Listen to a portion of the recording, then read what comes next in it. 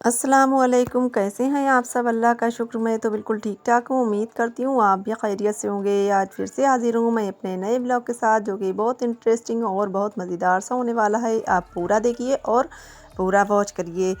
तो यहाँ पर आज 28वें रोज़े की सहरी मैं उठ चुकी हूँ और मैं सहरी बनाने जा रही हूँ। तो आज बच्चों ने शाम से ही मुझसे डिमांड की थी कि आज मुझे आलू के पराठे खाने हैं। तो फिर मेरे ध्यान से बिल्कुल उतर गया कि आज शाम में ही आलू बॉयल करने रख देते, तो मेरा ध्यान नहीं रहा। तो मैंने सोचा, फिर जल्दी से मैं उठी और मैंने सबसे पहले जो आज करना था तो वो मैंने बॉयल किए आलू। तो यहाँ पर मेरे आलू वही बॉयल हो गए और उसके बाद में फिर मैंने जल्दी-जल्दी से बच्चों को उठाया और मैंने कहा थोड़ा सा हेल्प कर दें, क्योंकि अब टाइम तो बहुत सहरी का टाइम कम होता जा रहा है, थोड़ा-सा घट ही रहा है। तो अब ज़्यादा जल्दी से टाइम हो जाता है, ख़त्म हो जाता है, तो इसलिए फिर मैंने हिफ्ज़ा को भी उठा लिया और हम दोनों ने खैर से आलू के पराठे बना लिए। तो फिर यहाँ पर मेरे आलू के पराठे बनने लगे हैं। तो खैर वैसे तो ज़्यादा टाइम नहीं लगता और ज़्यादा तो क्वांटिटी में होते ही भी नहीं है, तो इसलिए जो थे मैंने आलू के पराठे बना लिए थे और उसके बाद में फिर हम लोगों की वही सहरी हो गई। तो यहाँ पर मेरे ये देखिए आलू के पराठे तैयार हो गए हैं और कितने मज़ेदार से, कितने टेस्टी से लग रहे हैं। देखिए, देखने में बहुत ही अच्छे लग रहे थे। तो यहाँ पर मेरा अब पिसने लगा है लहसुन अदरक का पेस्ट, जो कि मैंने शुरू रमज़ान में बनाया था और बना के रखा था और फिर अब मैं बना रही हूँ। तो यहाँ पर मेरा अदरक लहसुन का पेस्ट भी पिस गया और ये तो मैं जो हूँ, मेरा काम शाम से ही मेरा पहले से रेडी करके रखती हूँ। तो शाम में मैंने लहसुन और अदरक दोनों ही चीज़ें वो करके रख ली थी छील कर, और उसके बाद में मैंने छोटे जार में डाला। तो वो मेरा छोटा जार जो था वो ख़राब हो चुका है, उसकी जो थी छुरियाँ जो हैं बेकार हो गई। तो फिर मैंने दूसरे में ट्रांसफ़र करके और फिर उसमें पीस लिया है, पेस्ट बना लिया। अब उसको जो है मैं कभी न कभी बाद में ही, रमज़ान शरीफ के बाद में ही अब ये सारे काम फालतू वाले होंगे, क्योंकि अभी बहुत बिज़ी टाइम चल रहा है, सभी का बिज़ी है।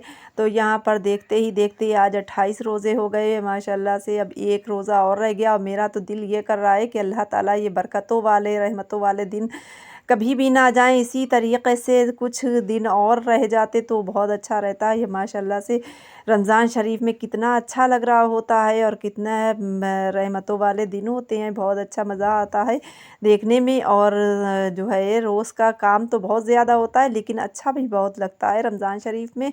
और कितनी मतलब कि बिल्कुल से ऐसा लगता है कि बंदा नेक हो जाता है। तो इतना अच्छा लगता है इस तरीक़े से सबका सहरी से उठना और फजर से सब काम भी कंप्लीट होना, मतलब इस तरीक़े से इंसान कर रहा होता है। तो यहाँ पर मेरा जो था सहार में ही ये सब काम हो रहे हैं। यहाँ पर मैंने गैस चूल्हा भी साफ़ कर लिया और किचन का काम तो सारा ही रेडी कर लेते हैं फजर से ही, मतलब कि जैसे ही सहरी का टाइम ख़त्म होता है तो किचन का सारा काम ख़त्म कर लेते हैं। तो आजकल रोज़े भी हो जाते हैं सबके और दिन में जो है बिल्कुल होटल एकदम से बंद रहता है। तो यहाँ पर मेरे बर्तन अब इकट्ठा हो चुके थे, तो फिर मैंने बर्तन भी सारे वॉश करके लगा दिए हैं। ये देखिए मैं लगा रही हूँ यहाँ पर। तो फिर मेरे बर्तन भी सहार में ही धुल गए। अब दिन भर के लिए मेरा होटल जो है वो बंद हो जाएगा, क्योंकि सभी का रोज़ा है, चारों लोगों का। और फिर उसके बाद में अब आ जाते हैं अपनी सफाई पर। तो आज मैंने बच्चों को लगाया, मैं तो बिल्कुल नहीं खाली हूँ आजकल। तो मैंने सोचा ये सफाई वगैरह है ये कैसे होगी। तो फिर बच्चे जो थे वो घर पर ही थे आज, तो स्कूल भी नहीं गए थे, रोज़े की वजह से मैंने नहीं भेजा, क्योंकि धूपें काफ़ी तेज़ हो रही हैं और लास्ट जो है रमज़ान में इसी तरीक़े से हो रही हैं धूपें तेज़। ये आप भी सफाई कर लो, दिखा रही मेरे पेल छाप है, फिर देख लो, फिर हम सफाई करवाएं जाके, हेल्प करिए जाके। तो यहाँ पर सफाई अभियान तो जारी है और हिफ्ज़ा, तन्वी और साथ में अज़ल जो है वो शीट सारी साफ़ कर रहे हैं बैठे हुए। तो यहाँ पर हेल्प में सभी लगे हुए हैं और बच्चे माशाल्लाह से इन लोगों ने सभी काम कर लिया था। तो यहाँ पर मेरे यहाँ देवर के यहाँ जो थी पुताई वगैरह हो रही है, तो उनके यहाँ ये पेड़ वगैरह छाटे गए थे, तो उन्होंने गुलाब के ये डालियाँ दी हैं। तो अज़ल जो है वो अपने घर लगा रहे हैं कि हम भी अपने घर लगाएंगे तो मेरे माशाल्लाह से बेल जो है वो वाली फूलों वाली तो फिर से बेले में और बेल में फूल आने लग गए हैं। तो यहाँ पर अज़ल जो है गुलाब अब लगा रहे हैं यहाँ पर, ये देखिए। और ये पता नहीं कौन सा है पेड़, मुझे भी नहीं मालूम। तो लेकिन इसमें बहुत अच्छे से खूबसूरत से पत्ते आते हैं, तो बहुत अच्छा पेड़ लगता है। तो यहाँ पर मैं अब बनाने जा रही हूँ फ़ेरीनी। और फ़ेरीनी के लिए ये चावल मैंने पीसने के लिए हिफ्ज़ा को दिए कि हिफ्ज़ा ज़रा चावल पीस लें आप, तो फिर मैं जो हूँ फ़ेरीनी बना लूँगी।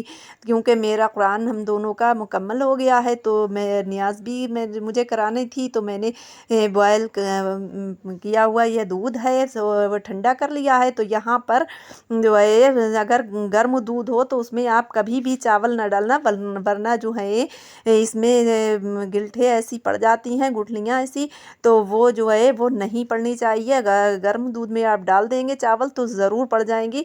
तो यहाँ पर ठंडा करके दूध और फिर इसमें चावल ऐड करना है। तो यहाँ पर बस चलाते ही रहना है। उसके चावल डालने के बाद बिल्कुल भी आँच पे यानी चूल्हे पे चढ़ाने के बाद हाथ नहीं रोकना है, वरना ज़रूर गिलटियाँ ऐसी पड़ जाती हैं। तो यहाँ पर मैंने कुछ ड्राई फ्रूट ऐड कर दिए थे, और इलायची तो चावलों में ही पीस ली थी खुशबू के लिए। अगर आपके पास पाउडर हो इलायची तो वो भी ऐड कर सकते हैं। तो मैंने ये इलायची जो थी वो चावल में ही पीस ली थी। तो यहाँ पर अब मेरी जो थी फ़िरीनी में मैंने शुगर आप अपने टेस्ट के मुताबिक ऐड कर सकते हैं, और मैंने ऐड कर दी। और बहुत जल्दी से फटाक से बन जाती है, बहुत बिल्कुल भी टाइम नहीं लगता फ़िरीनी बनने में। बस उसको चलाते ही रहना है, और उसके बाद शुगर ऐड कर दी, शुगर मेल्ट हो गई तो उसके बाद में समझिए फ़िरीनी तैयार है। तो यहाँ पर मैंने एक सर्विंग बाउल ले लिया है और उसमें ट्रांसफ़र कर दिया है। अब इसको ठंडे होने के लिए फ्रिज में भी रख सकते हैं। तो पहले मैंने ऐसे ही रख दी थी ऊपर, और फिर उसके बाद फ्रिज में रख दिया। अब यहाँ पर मैं ये शीशी में केवड़ा डाल रही हूँ। यहाँ पर कोयड़ा डालना बहुत ज़रूरी है, खुशबू बहुत अच्छी, बहुत टेस्ट अच्छा आता है इससे। और मैंने कोयड़ा भी ऐड कर दिया है। कोयड़े के बाद अब ड्राई फ्रूट जो आपके पास अवेलेबल हो वो आप इसमें ऐड कर सकते हैं। मैंने यही कुछ किशमिश और नारियल और डाला था इसमें, ये चेरी वगैरह यही डाल दी थी, बहुत अच्छी सी डेकोरेट की थी। तो यहाँ पर मेरी फ़िरीनी हो गई है बिल्कुल रेडी। ये देखिए, आप देख सकते हैं कितनी देखने में बाउल कितना खूबसूरत लग रहा है। तो अब यहाँ पर मेरी अफ्तारी भी बनने लगी है, क्योंकि अब आज 28वां माशाल्लाह से रोज़ा है, फिर ये दिन नहीं आना है। फ़िलहाल तो मज़ा ये नहीं आएगा, चाहे आप कितना ही बना के खा लें, साल भर बनाते ही रहें, लेकिन ये मज़ा नहीं आना जो आजकल के रमज़ान शरीफ में आ रहा होता है। बंदा कितना ही कम पैसे वाला हो, लेकिन जो है ये मज़े जो आए, चाहे पैसे वाले हों चाहे बिना पैसे वाले, कम पैसे वाले हों, तो लेकिन हर इंसान के पास इस वक्त जो है अल्लाह ताला इस बरकत देता है और इतना अच्छा लग रहा होता है। तो यहाँ पर ये मेरे साल भर के लिए ये दिन जा रहे हैं, तो बहुत अफ़सोस लग रहा है। दिल कर रहा है कि बस दिल भर आता है सोच के कि अल्लाह ताला फिर से ये दिन हमेशा हमेशा के लिए रहें।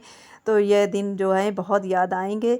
तो आप लोग बस ज़रूर दुआ करें कि साल भर तलक अल्लाह ताला फिर से ये दिन नसीब करे सबको, और बहुत मज़ा आ रहा होता है। तो यहाँ पर मेरी पकौड़ियाँ भी तैयार हो रही हैं। और अच्छा, आप नोटिस करें कि मेरी कढ़ाई में तेल क्यों कम लग रहा है, तो मैं वजह बता दूं। इसलिए कि मैंने तेल पिराया है और उसमें इतनी काइट हो रही है, क्योंकि जो है वो जल्दी थिराता नहीं है। तो घर का पिरा हुआ तेल जो है वो बहुत काइट हो रही होती है उसमें, तो जल्दी से वो ऊपर से मैं निकालती हूँ तो इतना काइट आ रही होती है, तो मैं जल्दी से थोड़ा ही सा डालकर और जल्दी से तैयार कर लेती हूँ कोई भी चीज़। तो यहाँ पर इनाया अपने घर से इफ्तारी भी लेकर आ चुकी हैं, और हम लोग माशाल्लाह से यही करते हैं कि एक दूसरे को देते हैं। इफ्तारी भी सबके यहाँ एक दूसरे की तरफ देते हैं, और यह करना भी चाहिए, बांटना भी चाहिए। जितना हो बंदे के पास ज़रूर इसको जो है शेयर करें आप लोग भी, और मतलब अपने आसपास वालों का भी ध्यान रखें, ख़याल रखें रमज़ान शरीफ में, और फ़ितरा वग़ैरह सदक़ा वग़ैरह वग़ैरह भी करें। तो यहाँ पर हिफ्ज़ा ने ये कुछ नमक पाड़े भी तैयार कर लिए थे। नमक पाड़े जो हैं ये हिफ्ज़ा ने ही बनाए हैं, और मैंने सोचा चलिए मैं फ्राई कर लेती हूँ, इसलिए कि हिफ्ज़ा को मैं अभी ऑयल के पास नहीं जाने देती। हिफ्ज़ा जो हैं ये अभी कुछ डरती हैं ये ऑयली चीज़ों से, क्योंकि तेल उड़ जाता है, तो इस वजह से जलने का डर है। मैं तो भाई 2-3 बार इस बार रमज़ान में जली हूँ, तो मुझे तो काफ़ी डर लग रहा होता है।